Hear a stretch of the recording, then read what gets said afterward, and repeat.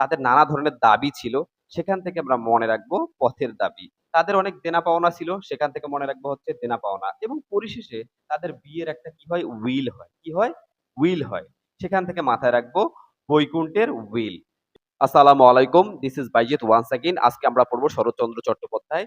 চলেন আজকে আমরা প্রথমে কনসেপ্টটা দেখে নেওয়ার চেষ্টা করি, তারপর সেটা থেকে কিভাবে মনে রাখবো তার উপন্যাস, নাটক, প্রবন্ধ গ্রন্থ এবং গল্প গ্রন্থগুলো, সেগুলো আমরা দেখার চেষ্টা করি। প্রথমেই আমরা এই কনসেপ্টটাতে দেখতে পাচ্ছি যে একটা বাড়ি রয়েছে। এই বাড়িটার মালিক হচ্ছে, যিনি হচ্ছে এই চেয়ারে বসে আছেন, তিনি হচ্ছে এই বাড়ির মালিক। এবং এই বাড়ির মালিকের নিজস্ব কোনো মেয়ে নেই। সে একটা মেয়েকে দত্তক নিছে। তার মেয়েটা হলো এটা। এবং তার এই মেয়ের আসলে একটা প্রেমিক ছিল, কিন্তু সে তার প্রেমিককে বিয়ে করতে আসলে পারে না, কারণ তার বাবার একগুঁয়ে জেদের কারণে সে এই চন্দ্রনাথকে বিয়ে করে। জাস্ট কনসেপ্ট এটাই মনে রাখবেন যে একটা বৃদ্ধ লোক তার একটা দত্তক নেওয়া একটা মেয়েকে তার প্রেমিকের সাথে বিয়ে হতে দেয় না। তাকে বিয়ে করায় দেয় হচ্ছে অন্য একটা ছেলের সাথে। সেই ছেলেটা হলো এটা। এবং ধরেন যে এই যে মেয়েটা ছিল, এই মেয়েটার প্রেমিক ছিল হচ্ছে এইটা। এই ছোট্ট কনসেপ্ট, ঠিক আছে? যেহেতু এই বুড়োটা ছিল একগুঁয়ে এবং জেদি টাইপের, ঠিক আছে, সেখান থেকে আমরা প্রথমেই চলে আসি। এই বুড়োটা কেমন ছিল? এই বুড়োটা ছিল চরিত্রহীন। সে আবার পণ্ডিত মশাই ছিল। সে কি ছিল? পণ্ডিত মশাই। ঠিক আছে? এবং তার নাম ছিল আবার দেবদাস। তাহলে প্রথম ৩ টা উপন্যাস আমরা মনে রাখতে পারলাম। চরিত্রহীন পণ্ডিত মশাই, দেবদাস। ঠিক আছে? এবং সে তার যেহেতু নিজের কোনো মেয়ে ছিল না, সে একটা সমাজ থেকে একটা মেয়েকে দত্তক হিসাবে নিয়ে আসে। সমাজ থেকে আমরা যেই ব্যাপারটা মাথায় রাখবো, পল্লী সমাজ। সমাজ থেকে কথাটা বলতে আমরা মাথায় রাখবো হচ্ছে পল্লী সমাজ। সে কাকে একটা দত্তক নেয়? একটা বামুনের মেয়েকে দত্তক নেয়। এই বামুনের মেয়ে থেকে আমরা মাথায় রাখবো হচ্ছে বামুনের মেয়ে। দত্তক থেকে আমরা মনে রাখবো হচ্ছে দত্তা। তার মানে এই ৬টা উপন্যাস আমার ঠিক এই কনসেপ্ট দিয়ে হয়ে গেল। যখন মেয়েটাকে দত্তক নিল, মেয়েটা তো আসলে ধীরে ধীরে বড় হয়, তাই না? পরিণত হয়। এই পরিণত থেকে আমরা মাথায় রাখবো হচ্ছে পরিণীতা, তারপরের উপন্যাস। ঠিক আছে? সবাই এই পরিণীতা মেয়েটাকে বড় দিদি বলে ডাকে। কি বলে ডাকে? বড় দিদি বলে ডাকে। সেখান থেকে মনে রাখবো তার পরের উপন্যাস হচ্ছে বড় দিদি। হ্যাঁ, এবং সে যখন মানে অনেক বড় হয়ে গেছে, সে তো বউ হওয়ার উপযুক্ত হয়ে গেছে, তাই না? এই বউ হওয়ার উপযুক্ত থেকে আমরা মনে রাখবো হচ্ছে বিরাজ বউ, তার পরের উপন্যাস। সুতরাং আমরা ৯ টা উপন্যাস আমরা মনে রাখতে পারলাম। ঠিক আছে?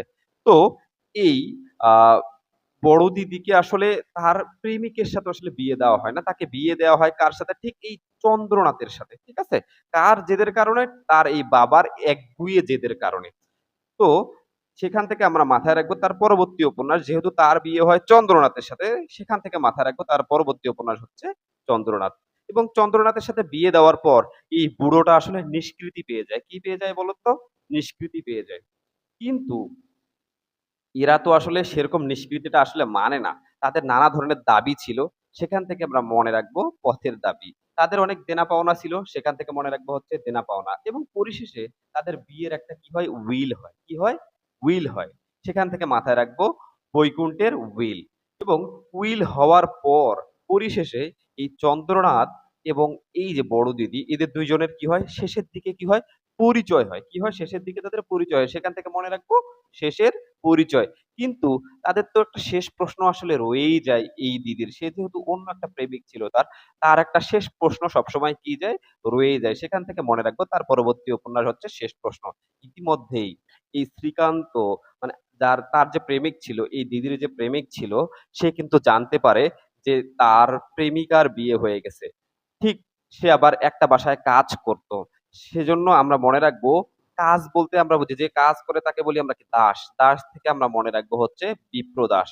এবং যে তার প্রেমিক ছিল তার নাম হলো শ্রীকান্ত। সেখান থেকে মনে রাখবো তার পরের উপন্যাস হচ্ছে শ্রীকান্ত। এবং শ্রীকান্ত পরবর্তীতে রাগে ক্ষোভে এসে, হ্যাঁ, এই বাড়িটাকে আসলে পুড়িয়ে দেয়। এই যে শ্রীকান্ত দেখতে পাচ্ছেন এখানে।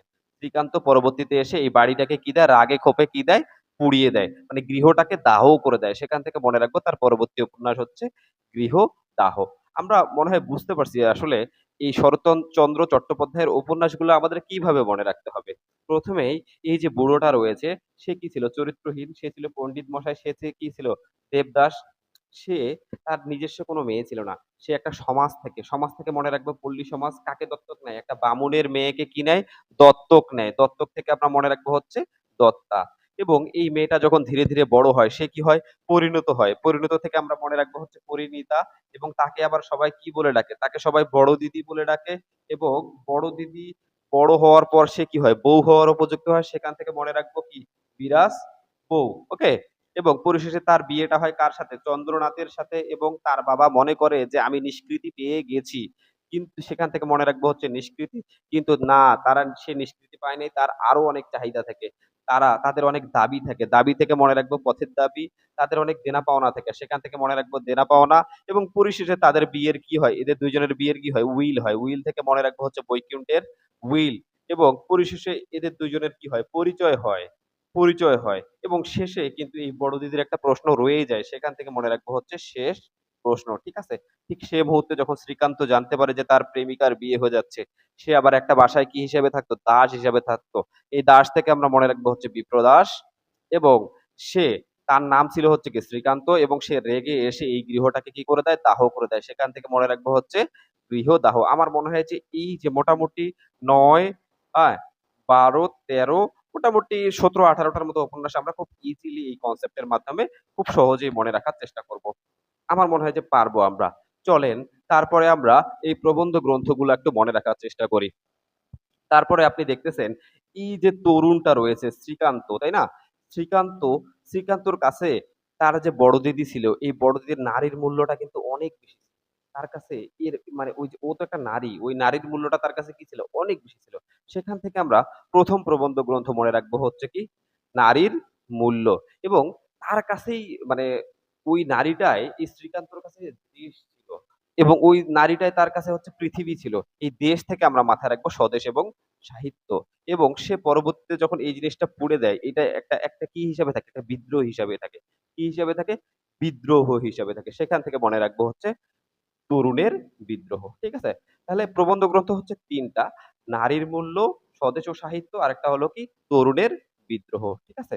এরপরে আমরা চলে যাই তার গল্প গ্রন্থে।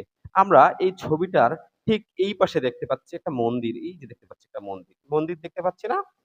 এই সেখান থেকে আমরা মনে রাখবো তার প্রথম গল্প হলো মন্দির। ওকে। এবং এই মন্দির গল্প, এই মন্দিরের সামনে আপনি দেখতে পাচ্ছেন একটা মেজ দিদি আসছে, একজন বিলাসী আসছে, একজন মেজ দিদি আসছে, একজন বিলাসী আসছে, একজন বিন্দুর ছেলে আসে। তিনটা জিনিস মাথায় রাখতে হবে: মেজ দিদি, বিলাসী, আর একটা হচ্ছে বিন্দুর ছেলে। তাহলে মেজ দিদি থেকে মেজ দিদি, বিলাসী থেকে বিলাসী, বিন্দুর ছেলে থেকে বিন্দুর ছেলে। এবং তারা মনে করে, তারা ওই জায়গাটাতে মনে করে যারা এই মানে এই মন্দিরটাতে আসে নাই তারা আসলে অভাগা।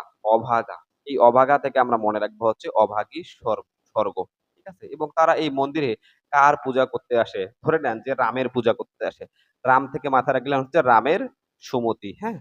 এবং পরবর্তীতে তাদের একটা দেনা পাওনা থাকে না, মৃত্যুর পরে একটা দেনা পাওনা, এটা তাদের মনে করবেন একটা মামলার ফল। সেখান থেকে মনে রাখবেন তার পরবর্তী গল্প হচ্ছে কি, মামলার ফল। তাহলে আপনাদের প্রথম থেকে এই ব্যাপারটা মাথায় রাখতে হবে: মন্দির, এইখানে ছিল হচ্ছে মেজ দিদি, এইখানে ছিল বিলাসী, এইখানে ছিল হচ্ছে কি বিন্দুর ছেলে।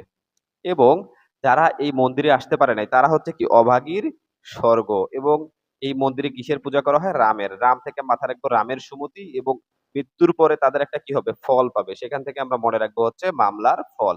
আমরা আসলে মনে রাখতে পারলাম গল্প গ্রন্থগুলো, উপন্যাসগুলো এবং প্রবন্ধগুলো আসলে কিভাবে মনে রাখতে হবে। চলেন আর একটা ব্যাপার আমরা মনে রাখি। নাটক হলো তিনটা। নাটক হলো কয়টা, তিনটা। একটু কষ্ট করে মনে রাখবেন। একটা হলো ষোড়শী, একটা হলো ষোড়শী, একটা হলো বিজয়া, আর একটা হলো রমা। একটা হলো ষোড়শী, একটা হলো বিজয়া, আর একটা হলো রমা। ঠিক আছে।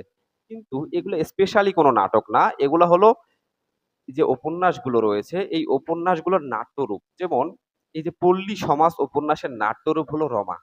পল্লী সমাজ উপন্যাসের নাট্যরূপ হলো কি, রমা। দত্তা উপন্যাসের নাট্যরূপ হলো বিজয়া। দত্তা উপন্যাসের নাট্যরূপ হলো কি, বিজয়া। আর দেনা পাওনা উপন্যাসের নাট্যরূপ হলো কি, ষোড়শী। আমরা একটু কষ্ট করে এই তিনটা নাটক একটু মনে রাখবো: ষোড়শী, বিজয়া, রমা।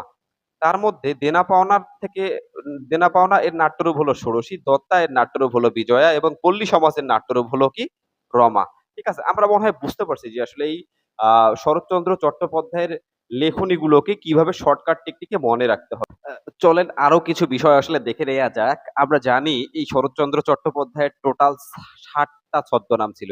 এই ৭টা ছদ্মনাম অবশ্যই আমাদেরকে জানতে হবে। সেটা হলো এই শরৎচন্দ্র চট্টোপাধ্যায়ের টোটাল ছদ্মনাম কয়টা? ৭টা। এই ৭টা নাম আমাকে একটু জানতে হবে। একটা হলো দেবী দিয়ে আসলে ৩ টা নাম। একটা হচ্ছে অনিলা দেবী, অপরাজিতা দেবী, আরেকটা হচ্ছে অনুরূপা দেবী। অনিলা দেবী, অপরাজিতা দেবী, আরেকটা হচ্ছে অনুরূপা দেবী। ঠিক আছে? শ্রী চট্টোপাধ্যায়, পরশুরাম, শ্রীকান্ত শর্মা। আরেকটা হলো সুরেন্দ্রনাথ গঙ্গোপাধ্যায়। এই শ্রীকান্ত শর্মা ছদ্মনাম নিয়ে তিনি আসলে এই শ্রীকান্ত উপন্যাসটা আসলে তিনি লিখেছিলেন। ঠিক আছে?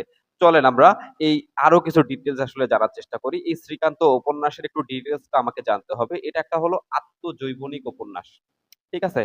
এই শ্রীকান্ত উপন্যাসে তিনি আসলে শরৎচন্দ্র চট্টোপাধ্যায় শ্রীকান্ত শর্মা নামে ছদ্মনাম ব্যবহার করেছিলেন। শ্রীকান্ত শর্মা নামে ছদ্মনাম ব্যবহার করেছিলেন এবং এই শ্রীকান্ত উপন্যাসের টোটাল খণ্ড হলো কয়টা? ৪ টা। ঠিক আছে? তার মধ্যে ১ম ৩ টা খণ্ড প্রকাশিত হয় ভারতবর্ষ পত্রিকায়। ঠিক আছে? এবং চতুর্থ যেই খণ্ডটা রয়েছে সেটা প্রকাশিত হয় বিচিত্রা পত্রিকায়। ঠিক আছে? এবং আরেকটা ব্যাপার জানার দরকার যেটা খুবই আসে, বাংলা সাহিত্যের শ্রেষ্ঠ কিশোর চরিত্র হলো ইন্দ্রনাথ। প্রচুর আসে। বাংলা সাহিত্যের শ্রেষ্ঠ কিশোর চরিত্র হলো ইন্দ্রনাথ। ঠিক আছে? এরপরের উপন্যাসে আমরা আসি গৃহদাহ। এই উপন্যাসে উপজীব্য বিষয় ছিল হচ্ছে ত্রিভুজ প্রেমের একটা চিত্র। ত্রিভুজ প্রেমের চিত্র। এটা কিন্তু পরীক্ষায় এসে থাকে। ত্রিভুজ প্রেমের চিত্র কোথায় রয়েছে? গৃহদাহ উপন্যাসে। ঠিক আছে? এরপরে তার ১ম উপন্যাসটা ছিল হচ্ছে বড় দিদি। এটা মাথায় রাখতে হবে। বড় দিদি হলো তার কি উপন্যাস? ১ম উপন্যাস এবং এই ১ম উপন্যাসের আ পূর্ব নাম ছিল হচ্ছে শিশু। ১ম উপন্যাসের পূর্ব নাম ছিল কি? শিশু। এটা আমাকে কষ্ট করে একটু মাথায় রাখতে হবে এবং তার সর্বশেষ উপন্যাসটা হলো শেষের পরিচয়। এটা একটু আমাকে কষ্ট করে মাথায় রাখতে হবে। তার সর্বশেষ উপন্যাসটার নাম কি হলো? শেষের পরিচয়। শেষের পরিচয়টা তার হলো কি উপন্যাস? সর্বশেষ উপন্যাস। আর তার একটা উপন্যাস বাজেয়াপ্ত হয়। এই পথের দাবি যেই উপন্যাসটা তার ছিল সেটা হলো রাজনৈতিক উপন্যাস। সেটা সেই সময় সরকার কর্তৃক বাজেয়াপ্ত হয়। ঠিক আছে? এটা একটু মাথায় রাখতে হবে। পথের দাবি উপন্যাসটা হলো আমাদের রাজনৈতিক উপন্যাস এবং সেটা সেই সময়ের সরকার কর্তৃক বাজেয়াপ্ত হয়। তার একটা গল্প ছিল, তার একটা ১ম গল্প ছিল আমরা যেটা পড়ছিলাম 'মন্দির'। এই গল্পটাই তার ১ম গল্প এবং এই গল্পটা তার খ্যাতির জন্য কুন্তলীন পুরস্কার প্রাপ্ত হয়েছিল তৎকালীন সময়ে। তৎকালীন সময়ে কুন্তলীন পুরস্কার প্রাপ্ত হয়েছিল এই 'মন্দির' গল্পটা। ঠিক আছে? আর এই কয়েকটা আ আমাদের কনসেপ্ট বা এই কয়েকটা তথ্য জানলেই আমাদের আসলে শরৎচন্দ্র চট্টোপাধ্যায় সম্পর্কে সম্পূর্ণ ব্যাপারগুলো আমার জানা আসলে হয়ে গেল। আমার মনে হয় আমরা মনে হয় বুঝতে পারছি যে শরৎচন্দ্র চট্টোপাধ্যায়কে কিভাবে পড়তে হবে এবং কিভাবে মনে রাখতে হবে। আপনারা যারা আমাদের এই ভিডিওটা দেখলেন আমাদের চ্যানেল সাবস্ক্রাইব করে রাখুন। ইনশাআল্লাহ আরো ভিডিও আসবে সামনে। ধন্যবাদ। আসসালামু আলাইকুম।